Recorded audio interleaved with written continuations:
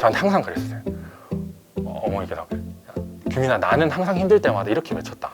나 김영희야 이렇게. 난 그러면 내가 못하면 누가 해? 항상 그랬었다. 너는 내 아들 아니냐? 닌 할 수 있다. 넌 김영희 아들 아니냐?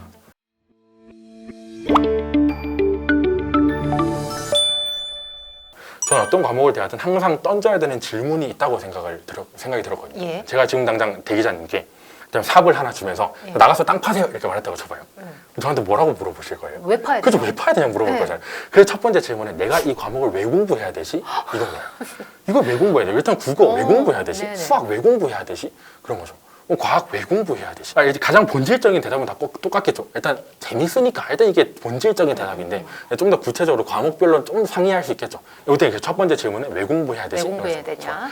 그래서 이제 제가 말씀드렸다고 쳐봐. 예를 들어서 지금 나가서 땅을 파셔야 되는 이유는 예를들면 지금 도시에 가스가 새고 있는데 지하에 가스가 새고 있는데 그 가스가 새는 곳을 일주일 안에 찾지 못하면 도시가 멸망해 버린다.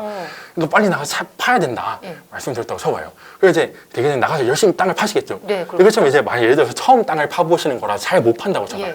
그래서 두 번째로 아마도 땅을 잘 팔려면 뭘 어떻게 해야 되는 거지? 어떻게 해야 되느냐? 그렇죠. 이 생각이 들겠죠. 궁금할 것 같아요. 그러니까 네. 두 번째 던져야 되는 질문은 이 각 과목별로 나한테 요구하는 능력은 뭐지? 이걸 잘하려면 난 어떤 능력을 가져야 되는 거지? 이게 두 번째 질문인 거죠. 각 과목에서 그렇죠. 어떤 능력을 나한테 요구하냐? 예를 들어서 이제 제가 또 말씀드렸다고 쳐봐요. 네. 땅을 잘 파기 위해서 땅 파기가 요구하는 능력은 일단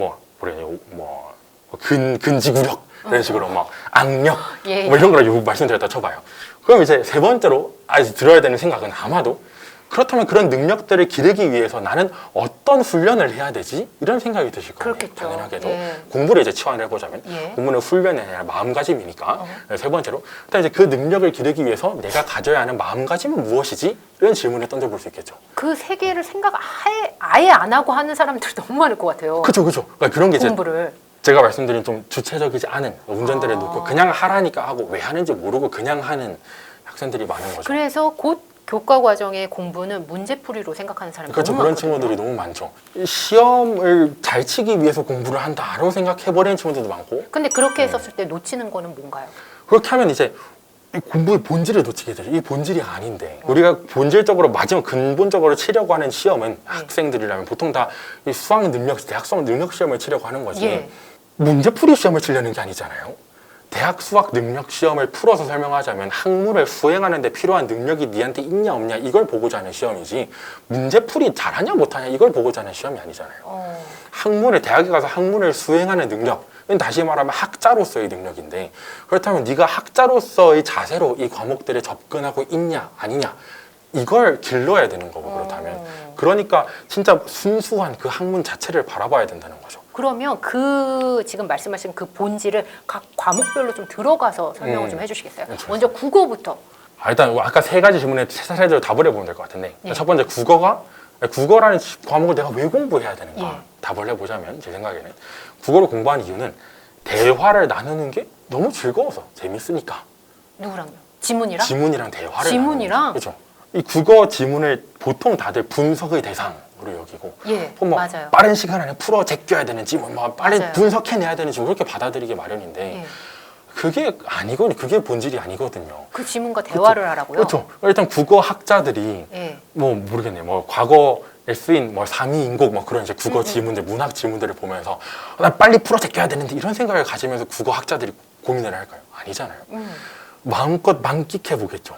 아름다워 그러면서. 그러면 국어의 본질은 그 지문과 대화하면서 맞죠. 소통하는 능력을 배우는 건가요? 그렇죠. 그래서 두 번째 능력이 국어라는 학문이 나한테 요구하는 능력은 무엇인가에 대한 답이 의사소통 능력. 의사소통 능력. 그렇죠. 대화 능력, 의사소통 능력 이렇게 되는 거죠.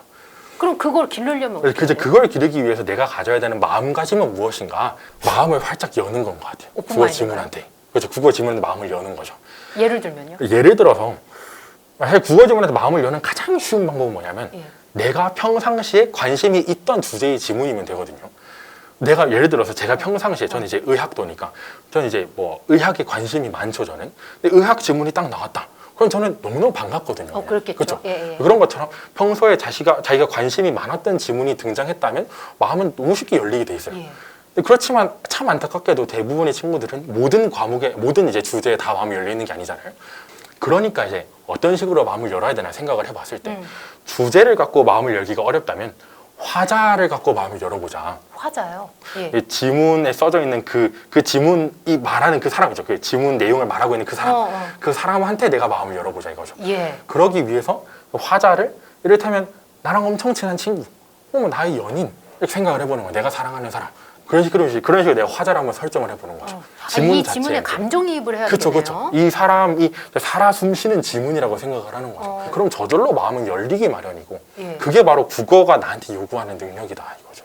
그런데 저는 이게 그 우리가 주어진 시간 내에 가능한 얘기인가요? 시간을 충분히 일단 제가 했으니까 가능하긴 하고 가능- 저 말고도 제가 일단 제가 그러네요. 3, 가능하네요. 4년 동안 이 좀 가르쳤던 학생들이 많은데 예.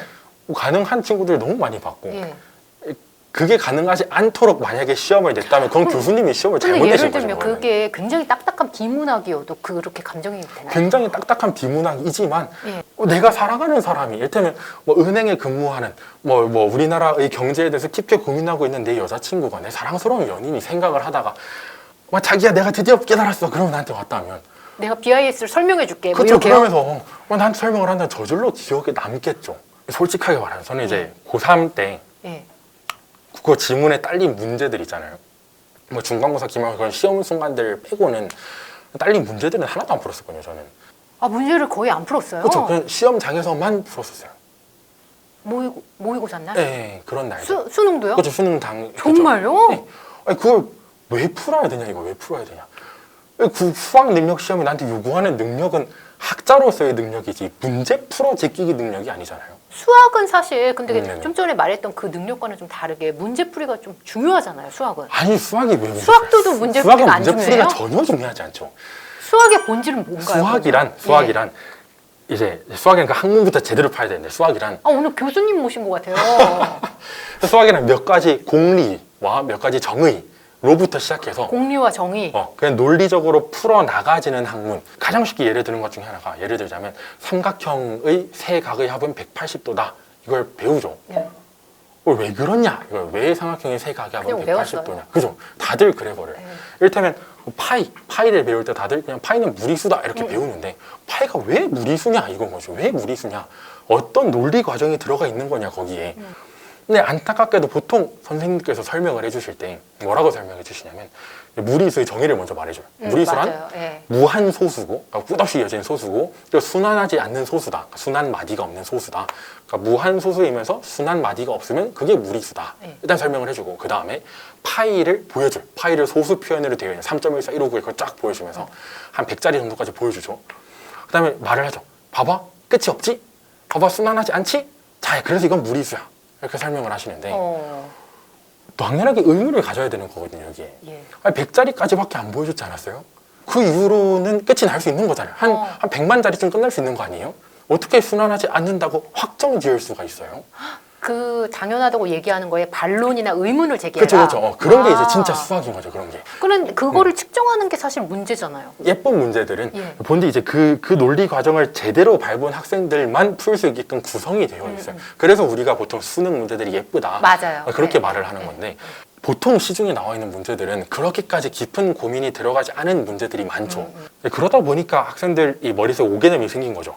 아, 수학은 그냥 지식을 갖고 문제를 풀어 제끼는 게 수학이구나. 아 대입해서 그냥 푸는 거다. 그렇죠. 이렇게. 그렇게 그냥 들어와 있는 거죠. 예. 좀 근의 공식을 배웠다면 근의 공식이 도출되는 그 논리 과정이 중요한 거구나가 아니라 근의 공식을 이용해서 그건 지식으로 그냥 넣고 그걸 이용해서 문제를 풀어 제끼는 데 집중을 해버리니까 그러니까 수학이 참 재미없고 딱딱하고 그냥 뭐랄까 개념 따로 문제풀이 따로 응용해내야 되는 거 막 적용해야 되는 그렇게 생각을 해버리는 건데 그럼 그 개념에 대해서 선생님이 충분히 설명해 주지 않으면 그럼 규민 학생은 그거에 대해서 근거를 어떻게 찾았어요? 그거 찾는 게 아니고 수학자들은 그럼 어떻게 찾았을까요? 아 스스로 답을 또 찾는 거죠, 거예요? 그러니까. 스스로 고민을 하고 아. 스스로 찾아 나가는 거죠. 근데 그 과정 중에 당연하게도 제가 아직 막히는 수학자는 순간이 아니고 있을 그렇죠. 거잖아요. 네. 충분히 막힐 수 있죠. 네. 그럴 때 이제 수학 도우미, 학습 도우미들의 이 도움을 받는 거죠. 그럴 때 이제 학교 선생님 혹은 뭐 책, 뭐 모르겠는 교과서, 뭐 인터넷 뭐 그런 데 뒤져보는 거죠. 그럼 문제집은 많이 안 풀었어요? 저는 문제를 진짜 조금밖에 안 풀었어요. 시험 당일 말고는 시험에서 풀었던 것 등에 다 제외하고 제 스스로 공부할 때 풀었던 문제 개수 다 해봤자 한 100문제 정도밖에 안 될 것 같은데 아마. 그럼 규민 학생은 누군가가 떠먹여준 경험, 뭐 사교육이라든지 이런 거를 좀 했었었나요? 사교육을 도움을 받았었나요? 일단 여기다 딱 하나만 짚고 넘어가면 네. 이제 사교육과 이 공교육에 대해서 보통 이분화를 시키는데 사실 그 두 개가 구분이 진짜 불명확하거든요. 보통 이제 공교육 하면 딱 떠오르는 게 이 학교에서 하는 교육 이제 이런 게 교육 공교육이죠. 그래서 의문이 드는 게 그럼 학교에 들어가기 전에 5살, 4살 뭐 그런 애들한테 부모님이 교육을 해주면 그런 사교육인가? 이런 의문이 충분히 가질 수 있죠. 네, 네. 정의 자체가 안 돼 있는 거예요, 애초에. 네. 보통 사교육은 악질의 교육이라고들 다들 말을 하는데 그럼 난 악질의 교육을 받은 건가? 이렇게 생각을 해버릴 수 있죠. 아, 나쁜 거라는 의미로 그런 게 아니라 이제 보통 사람들이 갖고 있는 그런 인식은 있죠. 그렇죠. 그래서 뭐랄까 이제 좀 사교육을 받았던 학생들이 나와서 말할 때도 조금 기피해요. 망설여진 예. 학생들이 있는데 숨기고. 그러지 않아도 된다. 너를 말하고 싶었고 또 동시에 사교육을 받은 학생들을 대상으로 공격할 필요도 전혀 없다. 똑같은 교육이고 학교 공부든 학원 공부든 책 공부든 어차피 다 내 학습 도움이 될. 내가 운전대를 잡으면 순간순간 충분히 활용할 수 있다. 그렇죠. 예, 충분히 활용하셨었어요. 뭐 이것저것 다양하게 활용을 했죠. 그러니까 진짜 학원에 다녔나 안 다녔나 그것부터 얘기를 해보면 고1 때는 고1 초반에 한 2달, 3달 정도는 어머니께서 한번 다녀보라고 해가지고 예. 국어랑 수학 정도 다녔던 것 같은데 네. 그 이후로는 하나도 안 다녔어요. 그 지금 어머님 얘기를 하셨는데 부모님 학습에 있어서 조금 도와주셨던 부분? 뭔가 이제 일방향적으로 해줬다 이런 건 바라지도 않았고 하려고 충분히 하셨었는데 제가 그럴 때마다 거절을 했죠. 하지 마라. 막 어머니 입장에서는 도와주고 그렇죠. 싶으셨을 거잖아요. 그렇죠. 당연히 그 의도는 알죠. 예. 의도는 알지만 그렇지만 내 공부의 주인은 나고 내가 도움이 필요할 때 요청을 할 거니까 일단 기다려라. 날 믿고 기다려라. 전 항상 그렇게 말씀을 드렸었고 근데 또 부모님께서도 항상 또 존중을 해주셨죠. 당연하게도 이제 학교의 주인은 나니까 저니까 그죠. 제 생각에는 부모님께서 저한테 해주셨던 가장 중요했던 거는 저를 믿어주셨던 것 같아요. 저는 그래요? 중학교 때 계속 농구를 해왔던 그렇겠죠. 학생이잖아요. 예. 공부를 처음 다시 하겠다고 마음을 먹었을 때 진짜 많이 비웃었단 말이에요, 주변에서. 아직도 기억이 나는데 제 집 앞에 이제 학원가가 있는데 네. 학원이 좀 몰리는 데가 있는데 컵- 백다방 커피 프랜차이즈. 예, 거기가 예, 있어요. 예. 거기 딱 들어가가지고 커피를 시키는데 부모님들께서 이제 모여가지고 수다를 떠시는 두 목소리가 전 들렸거든요. 근데 거기서 하시는 말씀이 야, 니 그 김규민이라고 들었냐? 그 전학 오네? 그러면서 막 야, 걔가 막 서울대 의대에 가려고 한대. 야, 말이 되는 소리를 하라. 그러면 막 비웃는 소리가 들려요. 아직도 생생한 기억이 나요. 근데 그런 순간에 전 당연히 안 흔들리기 위해서 최대한 열심히 노력을 했는데 제일 처음 말씀드린 것처럼 제 자신만큼은 저를 굳게 믿어야 되니까 절대 안 흔들려야 되니까 그리고 거기에 믿음을 주셨던 게 그쵸. 부모님이었다. 근데 제가 중간에 약간은 흔들릴 때 항상 믿어주셨죠. 그럼 가장 많이 해주셨던 멘트, 메시지는 뭐 있었을까요?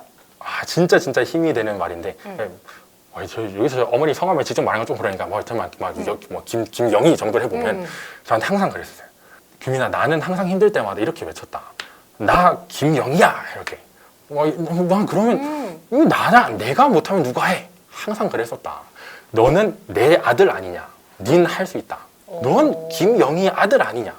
넌 할 수 있다. 그래서 그 말이 진짜 큰 힘이 됐었어요. 항상 큰 힘이 됐어요. 흔들릴 때마다. 뭐 사실 이유도 아니죠. 그냥 당연한 사실인 건데 그냥 그거는 예. 제가 당연히 그분의 아들이겠죠. 예. 당연한 건데 이 진짜 큰 힘이 됐거든요. 아무 이유 없이 나를 굳게 믿어준다는 게 그게 부모님께서 해야 되는 진짜 가장 중요하고도 사실 유일한 역할 아닐까 싶습니다. 그게. 부모님이 성적에 조금 연연하시거나 많이 성적표에 관여하시거나 관심을 갖거나 그러시진 않으셨어요? 몇 번 그러시긴 했죠. 또 근데 그래도 예. 또 부모님이 그래도 좀 걱정되기도 잘하니까. 하시니까. 예. 그러셨는데 그럴 때마다 항상 말했죠. 가만히 있으라고. 더 이상 선 넘지 말라고. 그죠. 이 성적에 대해서 엄마가 지금 말을 하면 나는 앞으로 공부를 할 때마다 성적이 신경 쓰기 시작할 거고 그럼 난 공부에 집중이 안 될 거다. 그럼 난 성적 잘 받기 위한 공부를 하게 될 거고 그 순간부터 난 괴로워질 거다. 그러니까 성적 얘기 나한테 절대 꺼내지 마라. 규민 학생도 마찬가지였다고 제가 책에서도 봤던 것 같은데 고3 때 별로 점수에 연연하지 않았다면서요? 그죠. 전혀 연연하지 않았죠. 전혀. 성적에도 연연하지 않고. 전혀 연연하지 어떻게 그렇게 될 수 있을까요? 이제 좀 아이러니한 부분이 예. 역설인데 제가 진짜 존경하는 국어 선생님께서 항상 하셨던 말씀이거든요. 시간에서 자유로워져야 진짜 시간 안에 들어온다. 이 역설을 너네가 이해해야 된다. 항상 그러셨거든요. 예, 그게 어떤 의미예요? 그러니까 이게 보통 국어를 풀 때 다들 시간 안에 들어와야 된다 이 생각을 갖고 푸니까 국어 지문 자체에 집중을 못하고 막 이렇게 눈동자 굴리기 훈련만 하고 있고 문제 봤다 지금 봤다 문제 봤다 왔다 갔다 막 계속 하고 있고 그러니까 시간에서 자유로워져서 그러니까 진짜 시간 안 쓰고 자유롭게 대화하고 행복하게 대화해야 그래야 진짜 국어를 잘하게 되는 거지. 그러니까 이제 진짜 시간에서 자유로워져야 진짜 시간 안에 들어온다. 항상 그런 말씀하셨었죠. 그런 역설이랑 좀 비슷한 맥락인데 성적에서 자유로워져야 진짜 성적을 잘 받게 되는 거고 시험에서 자유로워져야 진짜 시험장에서 내 실력을 마음껏 펼칠 수 있는 거거든요. 뭐 예를 들어서 100m 달리기를 하는 선수가 출전 전에 나 진짜 잘해야 돼. 나 이번엔 몇 초 안에 무조건 들어와야 되는데 라는 생각을 가진 채 임하면 무조건 안 들어오게 돼 있죠. 그 시간 안에. 오히려 더 안 나오게 돼 있기 마련이죠. 그거는. 그러니까 그 생각에서 자유로워지는 게 진짜 잘하기 위한 방법이고 그죠? 잘 보든 못 보든 그게 중요한 게 아니고 나는 꼬작 숫자 몇 개, 그 성적표에 찍히는 그 수 몇 개로 재단될 사람이 아니다. 나는 이 전제 자체로 난 빛나는 사람이고. 자신감이네요. 못다한 말씀 포함해서 학생들이 놓치고 있는 거 이래서 꼭 얘기해주고 싶은 거 짚어준다면요? 제 친구들을 봤을 때 다들 찻잎 같거든요. 찻잎은 그냥 잎 형태로 나 있을 때는 향이 잘 안 나거든요. 이게 무슨 향인지 잘 모르겠거든요. 그러니까 그 찻잎은 넣어봐서 이 끓이기 전까지 무슨 향이 날지 몰라요. 근데 왜 끓여보기도 전에 난 안 될 거야 이러면서 포기해버리냐 이거예요. 일단 뛰어들어 봐야죠, 끓는 물에. 그렇죠. 일단 봐야 일단 뭐 다 부딪혀 봐야 되는 건데. 근데 그런 부분이 너무 안타깝다. 그렇죠.